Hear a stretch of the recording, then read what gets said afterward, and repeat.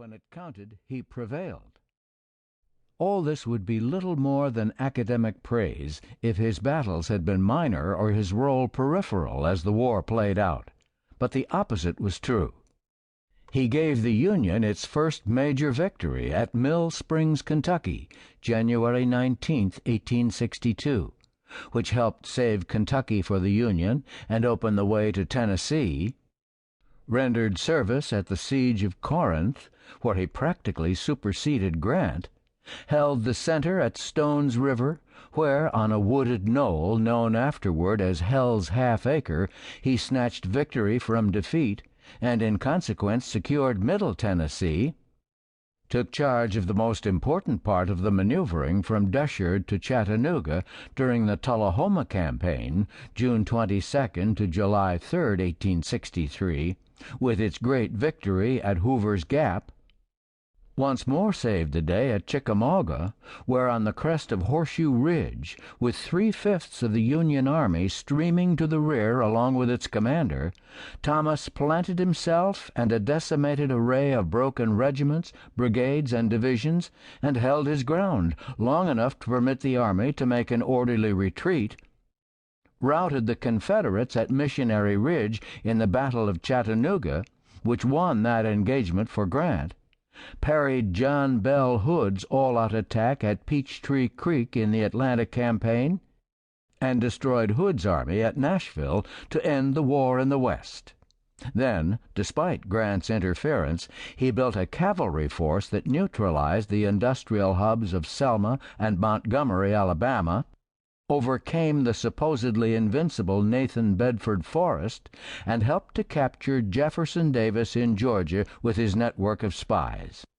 In the end, it could be said of him uniquely that whereas Sherman never won a battle, and Grant often battered his way to victory with overwhelming force, Thomas was the only Union general to destroy 2 Confederate armies, and the only one, besides, to save 2 Union armies from annihilation by his personal valor and skill.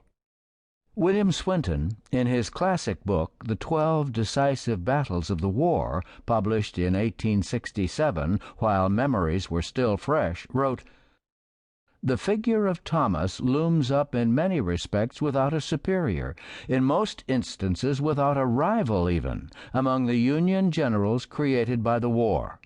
As one fellow officer declared, the incidents of his life lie like massive facts upon the face of our national history." Historians have been intrigued by Sherman's neurotic personality and Grant's rise from drunkard to commander-in-chief. They might be more justified if both men had mastered themselves, but neither did. "He stood by me when I was crazy," said Sherman in a famous assessment of their friendship, "and I stood by him when he was drunk." But Sherman remained unstable throughout his career, and Grant, however capable in some respects, remained small-minded, devious, and, with interludes, a heavy drinker to the end. In an unpublished manuscript entitled Heroes of the Great Rebellion, General James H. Wilson, Grant's own favorite cavalry commander, concluded sadly that Grant in the end owed much of his military stature from the war to John A. Rawlins, his able chief of staff.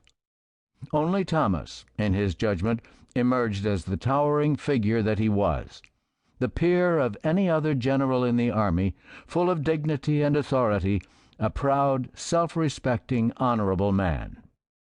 One fellow officer, Major Don Piatt, judge advocate in the celebrated treason trial of General Don Carlos Buell, wrote, "Grant felt uneasy and ashamed in the presence of Thomas, and both Grant and Sherman were troubled with the thought that truth and justice would award to their subordinate in office the higher position on the honor roll." Thomas himself once said that time and history would do him justice. General Oliver O. Howard, in a biographical tribute, declared, "It takes time for jealousy and ambition, spewing out calumny, to gnash, gnaw, and consume themselves, but time is long, and justice never dies." Born on July 31, 1816, at Newsom's Depot.